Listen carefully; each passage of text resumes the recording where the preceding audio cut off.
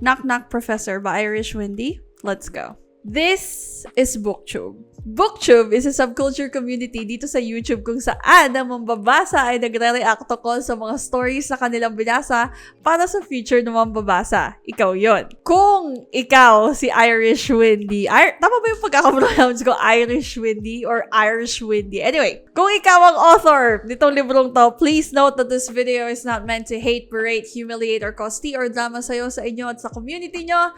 I'm not here for that. We're not here for that. We're just here for the story. This is the first book sa XV trilogy. This story can be read on Wattpad, and as you can see, meron tayong physical book. Actually, na-print out na din yung second book dito sa trilogy. Wala pa lang ako noon. Ito pa lang. This story is published in 2022 under Psycom Publishing House. At as I've said earlier, the author is Irshwndy. So she started writing this story nung 2022. Nag-start siya nung February at natapos niya on the same year. Natapos naman niya ng May. So she just wrote this in 3 months. Sabi dito sa about the author nitong si Irshwndy, ito daw yung first attempt ni author para magsulat ng isang mystery. So, hindi ko alam kung ano yung main na genre nitong si Irshwndy, pero dahil nalaman ko yon, we are going to make some adjustments or patatawarin ko siya for some things. Kasi ibig sabihin dun pa lang, hindi talaga ito yung forte nitong writer. Can I just say this? The price of this book is 295 pesos. Sa susunod na bibili nitong libro, may I suggest na wag mo tong bilihin ng regular price. Bilihin mo na lang to kapag sale na. Kasi I believe that the price for this book is not on par with the quality. By the way, kaya ko actually to binili, apart from it's written by Irshwndy, kasi yung art niya, kasalanan to talaga ng artist. Sino si Art_Lia? Bakit naman kasi ang gwapo nitong nasa cover? I mean, baka naman pwede mong kalmahan, di ba? Pero hindi. Wala akong problema dun sa cover. Ang problema ko talaga dito, can I just show you? Ang problema ko dito ay yung binding. Kasi, ganito yan. Eh di nagbabasa lang ako, di ba? Nagbabasa lang ako. Tapos, wala pa nga akong ginagawang kahit anong test dito eh. As in, literal na nagbabasa lang ako. Tapos, pag flip kong ganon, sa page 121, parang medyo nakahiwalay na siya. So, sabi ko parang, wait lang. Umalis lang ako ng bansa. Nawala lang ako na 6 months. So, ayun nga, parts of the book fell out. And when I say fell out, as in, natanggal siya dun sa pagkakabind sa libro. Meron pang page dito eh, parang, oh my God, hanging by a thread na lang din siya. Ito, page 49. Ewan ko nakikita nyo yan. Do you see my point? Pero ayun nga, I'm like, you gotta do better. Pero, okay, sige, nandun na ako dun sa mahal kasi yung libro. I'm gonna make, not really a defense, pero a benefit of the doubt, okay?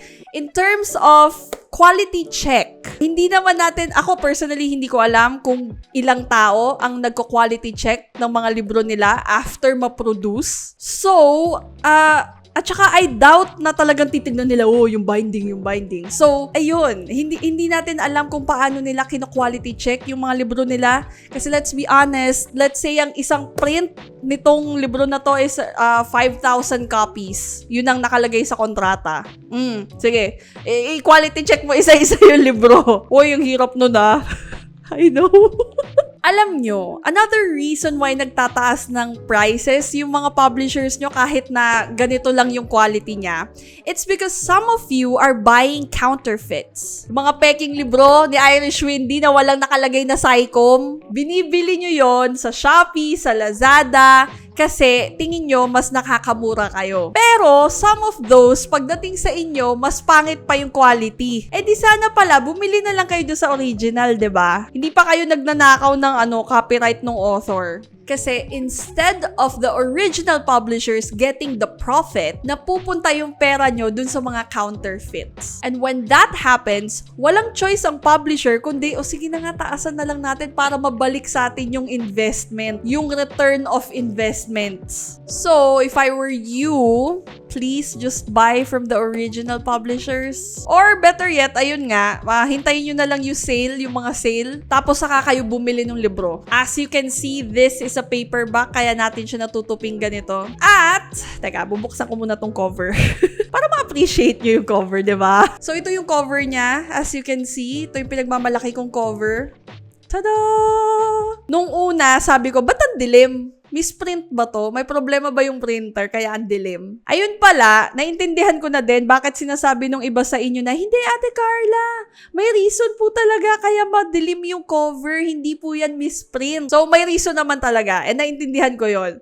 Pero, ang sa akin lang, bilang isang consumer, gusto kong ma-appreciate yung art, gusto kong makita yung details, di ba? Hindi naman sa hindi ako masaya, parang, gusto ko lang talaga ma-appreciate yung kagwapuhan niya. Give that to me. Itong copy ko, wala akong author signature sa front page, which is absolutely unfortunate. Actually, gusto ko sanang dalihin to if ever na magkikita kami ni Irshwndy sa PBF. Ewan ko, baka i-hate niya ako after nitong video na to eh. So, Irshwndy, if you're gonna watch this, which I highly doubt, it's okay. I love you still. Okay, book paper. Book paper. Ang iconic white paper ng Sycom. Bakit ganito? Gusto ko lang naman ng cream paper para sa presyo na 295 pesos. Sige na naman. So, hindi ko na to isa-spine test kasi kung pag gagawin ko pa yung spine test ko, my God, baka matanggal na yung buong libro. The language of this book is Taglish. At meron akong 254 pages para basahin itong buong libro. Does it have mature content? The answer is yes. Yes, meron siyang mga steamy sexual scenes dito sa loob ng libro. So, it's not suitable for ages 17 and below. Trigger warning labels. Wala. Copyright page? Wala. First page? Wala. Acknowledgement? Wala. Which means this publisher is irresponsible dahil hindi nila pinakita yung trigger warning label.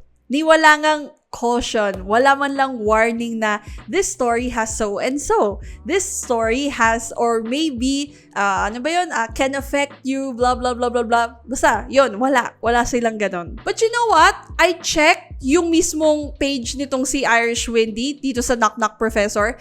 Meron siyang tags eh. So, my take on it is this. How come the author did not forget but the publisher did? So, that's one of the things that I think you should consider putting on your book. By the way, another reminder lang, ha? Just because I'm saying all of these things about the book and how it was produced, it does not mean it's a reflection of the author. It's actually a reflection of the publisher. Dahil hindi naman kasalanan ni author na ganito lumabas yung libro niya. I went to National Bookstore a little while earlier. Nakita ko doon yung Hush Louder. It's a better quality. Dude, I would buy that!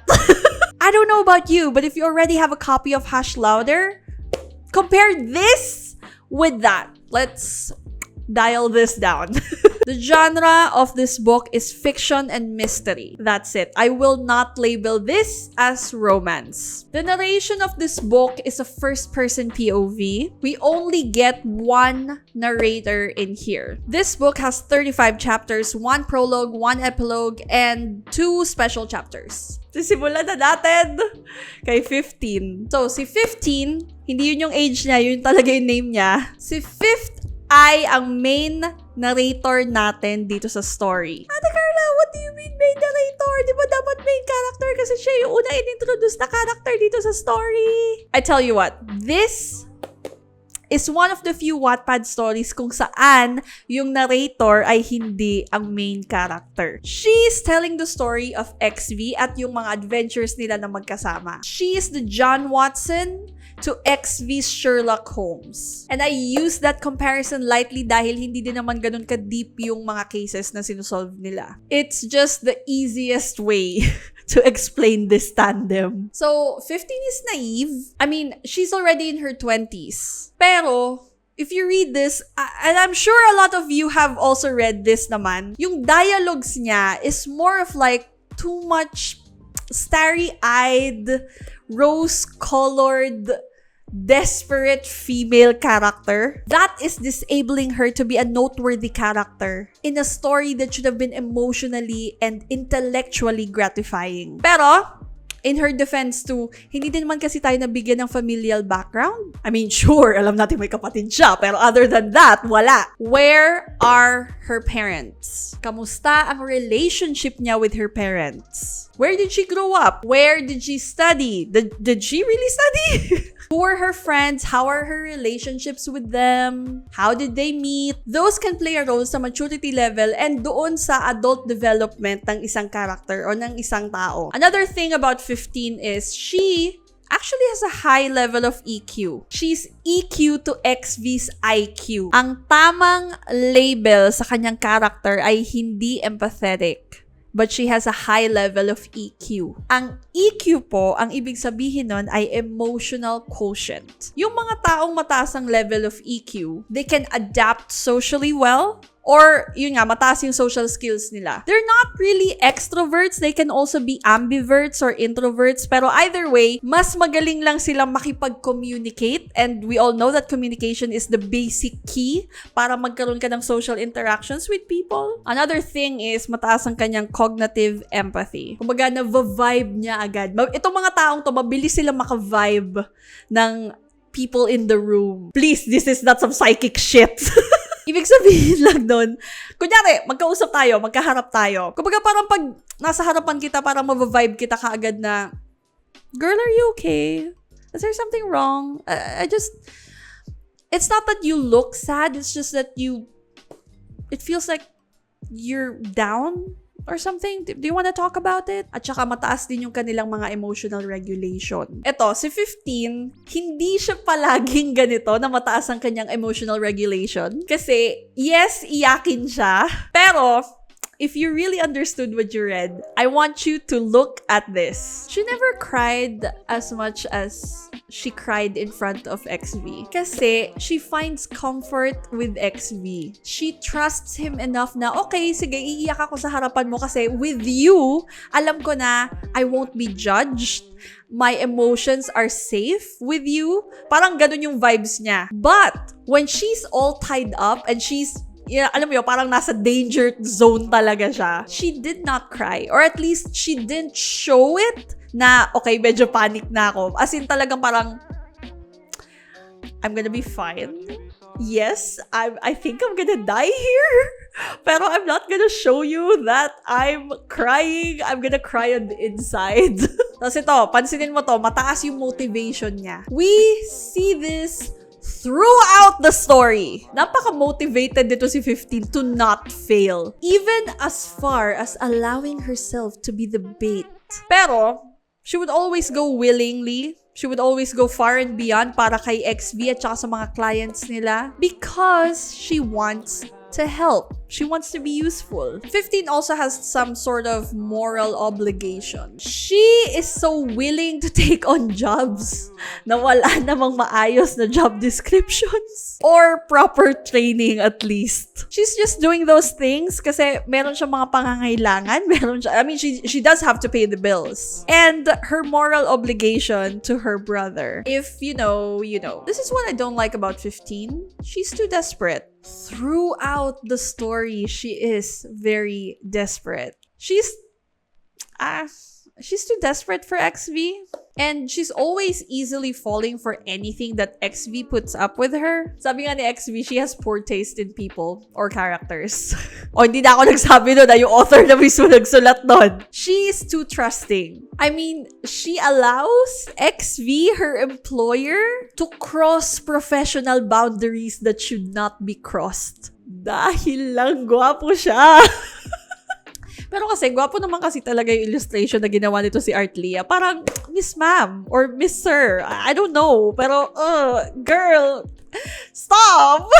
Pero, kidding aside, ha? Sa totoong buhay po, wag tayong ganito, ha? Hindi porke papabol po, luluhuran, ha? Please do not be taken advantage so easily by men and women who are, in the position of power. Ang tawag po kasi dun sa ginawa nitong si XV. I mean, unang-unang part pa lang, unang beses na nagkita sila, he sexually assaulted her. So, it's sexual assault and sexual harassment. Hindi po tama yung ginagawa nila or yung ginawa ni XV dito kay 15. That is not romantic. Please do not say it's romantic kasi po, hindi po dapat hinahalikan at minomolestya yung mga empleyado. Huwag mong gayahin si 15 na hinahayaan niyang gawin ni XV sa kanya yung mga kung ano mang ginagawa niya kay 15. Okay, I'm just gonna put my stand here.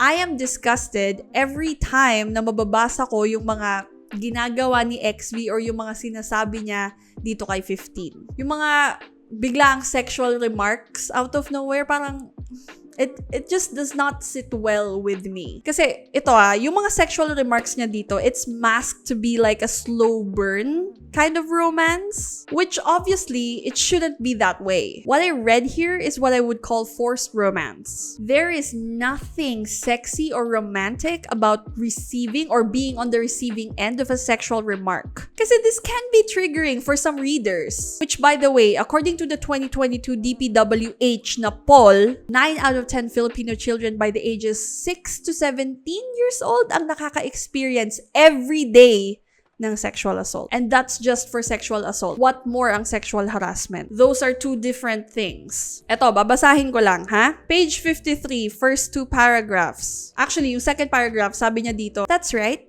The professor is just experimenting with my feelings and my body.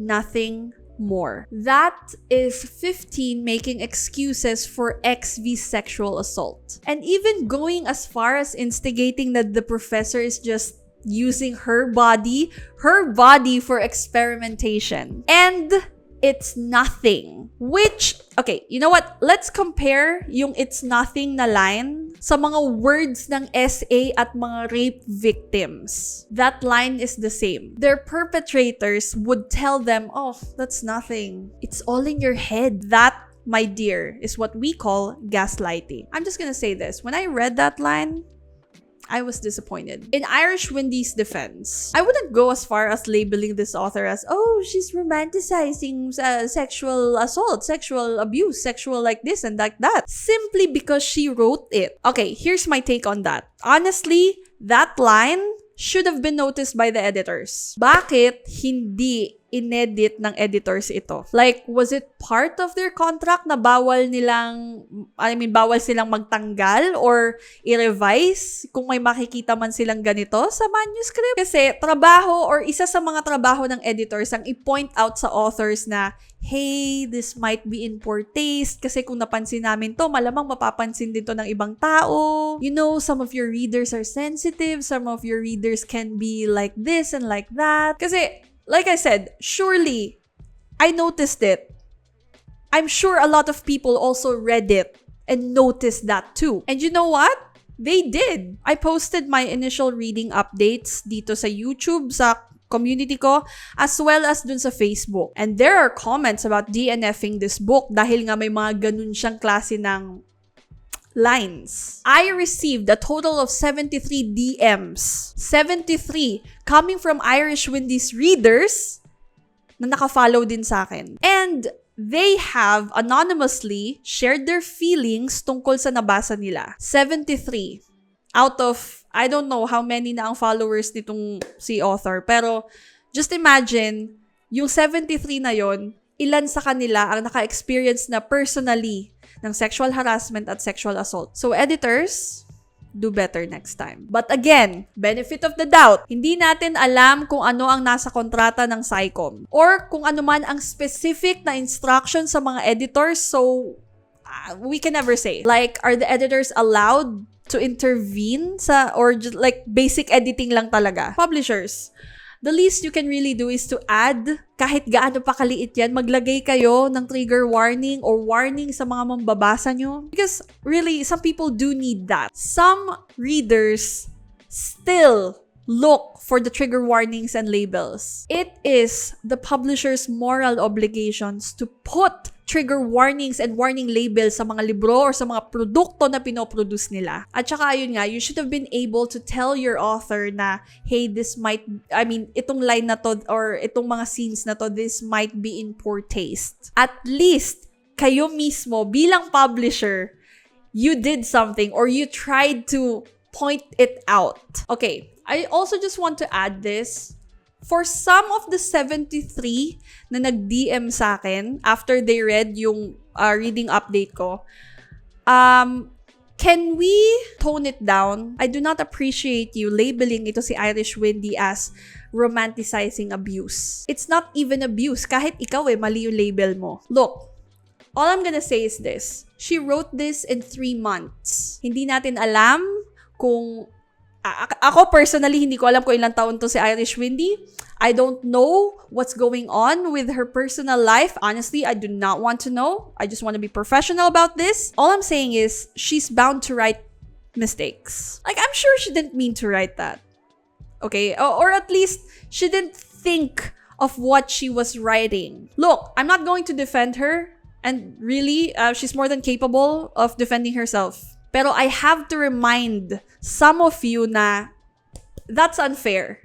Kasi yung iba sa inyo, nakalabel kayo kaagad dito sa writer na to na, oh, she's romanticizing abuse. Girl, no, stop.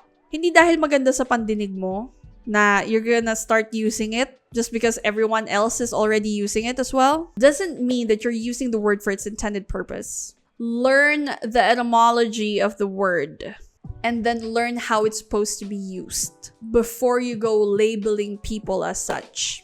That's why we study, we read. Look, I haven't had the pleasure of meeting or seeing who Irshwndy is, pero I am so willing to bet na naisulat niya yung naisulat niya without fully realizing kung ano yung implications nun sa iba sa inyo. Forgive her, okay? She didn't mean it for sure. Wag lang tayo talaga mabilis mang-label ng tao, lalo na kung hindi nyo naman talaga sila kilala in real life. Anyway, let's talk about XV. XV, tinanong ko actually sa Facebook ba or I think Facebook and YouTube. Tinanong ko sa inyo, paano nyo binabasa yung pangalan ni XV? I'm just gonna say this, Sildus,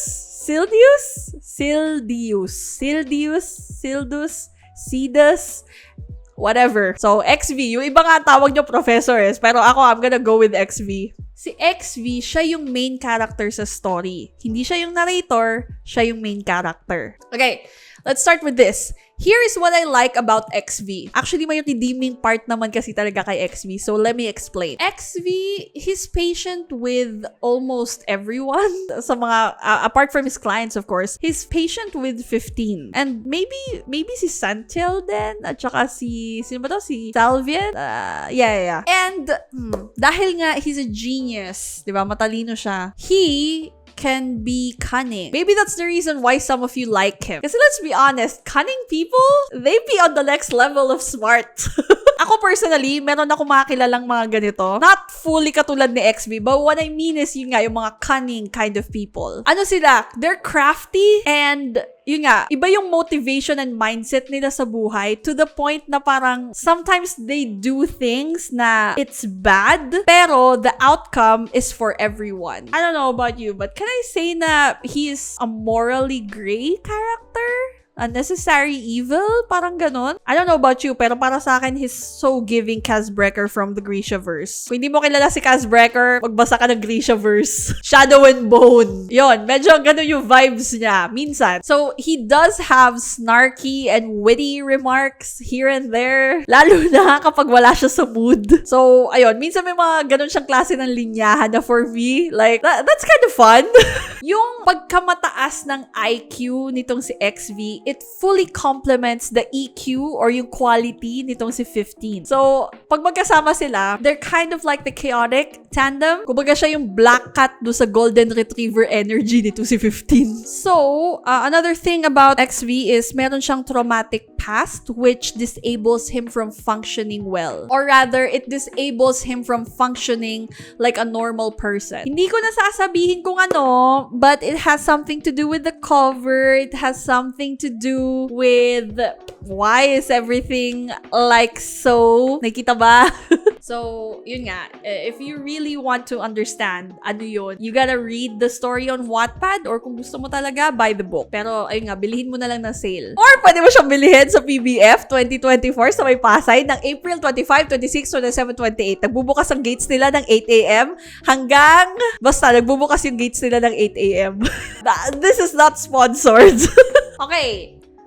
Now, let's talk about what I don't like about XV. Una sa lahat, the obvious one, as I've said earlier, ini-SA niya itong si 15. He is, in my eyes, and my point of view, and my perspective, and my analysis, a broken character masked as a good guy. He is, as far as I believe, a necessary evil. If you know, you know. Huwag kayong mag-spoil sa comments. Actually, isa to sa mga naging discussions ko sa DMs. I have a theory in terms about how they solve or how he solves the cases. And I'd really appreciate it if you would comment on this. Kasi dito sa libro na to, ang narrator natin is si 15, hindi si XV. What if isinulat itong KKP ni Irshwndy, tapos ang narrator ay si XV? As in, all throughout the story, hindi si 15 ang narrator, si XV ang nagkukwento. I believe na kung ganun man ang nangyari, this story would have been 10 times better. Dito kasi, sa libro na to, si 15, we always see her as this oh so desperate character na ang hirap i-root for. Dahil nga, she's all over the place. She's messy. She's chaotic. Pero, tandaan mo na this is a mystery story. Hindi siya YA romance. Kung POV ni XV yung nababasa natin, this really would have been 10 times better. At magkakaroon tayo ng analytic, theoretic, at saka methodical approach dun sa mga cases. The way 15 narrates everything is too short. It's too fast. It's too convenient. Okay, this is how I read it. Doon sa isang page, imimit nitong si 15 yung client. Tapos, pag flip ko ng page, biglang, okay, I'm gonna go and then I'm gonna try to solve this. Tapos, si XV, may sasabihin siya kay 15 na very convenient na, maghanap ka ng something 10 years ago na newspaper clips and whatever. Go do this, go do that. Pagdating ko na next page, solved na. Masasolve na kaagad na,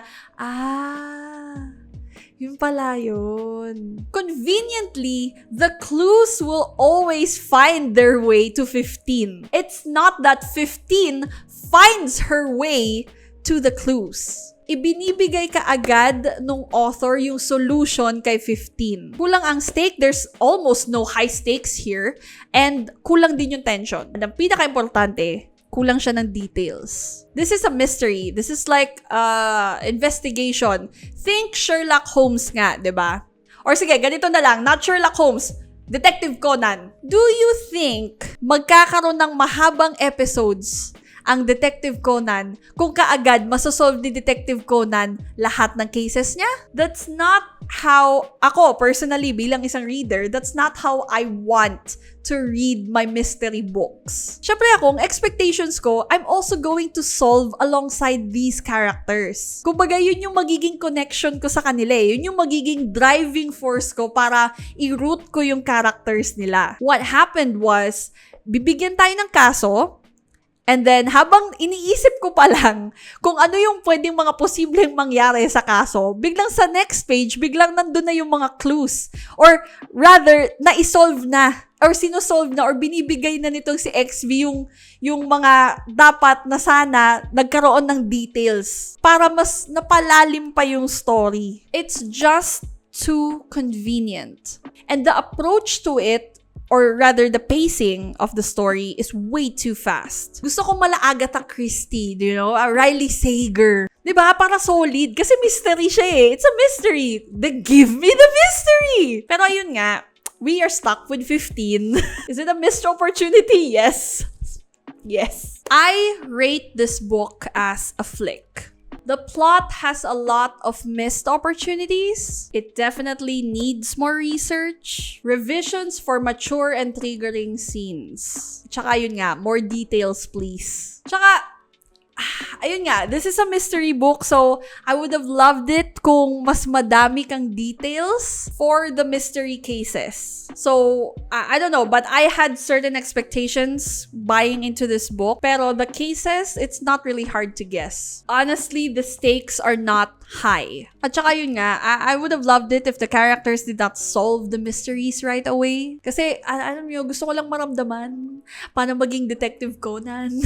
Like, this is a mystery. Give us more clues. Give us the mystery aspect of it. Give me analysis. Give me theories. Walang ganun eh. For me, just don't make it too convenient for your characters to solve. Okay, the characters. The characters do need more development. Hindi ko nakita masyado yung character growth para kay 15. And she was the narrator. I'm really trying to root for this character, sa character ni 15. Pero, the only time that I believe na she had a little bit of growth was during the time na nakita niya yung box na puro pictures ng mga ex-assistants. And akala ko talaga hindi na siya babalik sa mansion, but she did. Honestly, that would have been the best time para sa character development din ni XV. But that didn't happen. Masyado siyang marupok para kay XV. Kasi gwapo.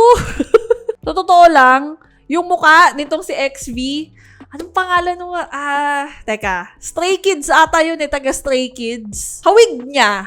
I'll put up a photo of the guy, pero ayun, hawig niya. Yung sa narration naman, hindi totally na build up yung relationship ni 15 at saka ni XV. Actually, the tension between them did not hold up. Pero meron akong mga scenes na nagustuhan dito. Scenes like, yung nakikiss sila, tapos ni-run ni XV yung kamay niya dun sa buhok ni 15. And I'm like, ba't may pahawak na gano'n? At saka yung time na hinag niya si 15 from the back, tapos nakapatong yung ulo niya, yung forehead niya, dun sa ulo ata ni 15, ewan ko, basta yun. So parang,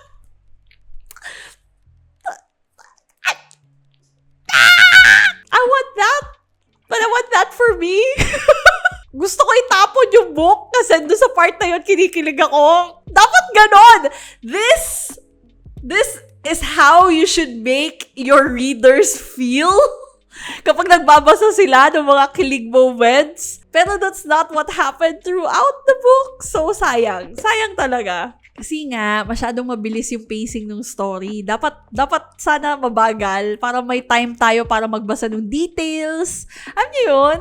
So, next time, kalma lang. Dahan-dahan lang. Okay, so once again, C+ for the efforts of this author. At tandaan natin na hindi naman kasi mystery yung forte talaga nitong author na to. At saka sinulat na lang to in 3 months. So, siguro, next time, just really take the time to write. Lalo na kung baguhan ka pa lang dun sa genre na yon. Eto, may nagtanong sa akin, Ate, do you think this is a hype book? Yes, this is a hype book. Ate, what's a hype book? There's a lot of marketing efforts that went into putting out this book. Madaming nag-uusap, madaming nagsasabi na, oh, bibili ako. I'm gonna do this, I'm gonna do that. I'm so excited. Madaming ganon. And actually, isa din ako sa mga na-hype during that time kasi nga nakita ko yung cover and I'm like,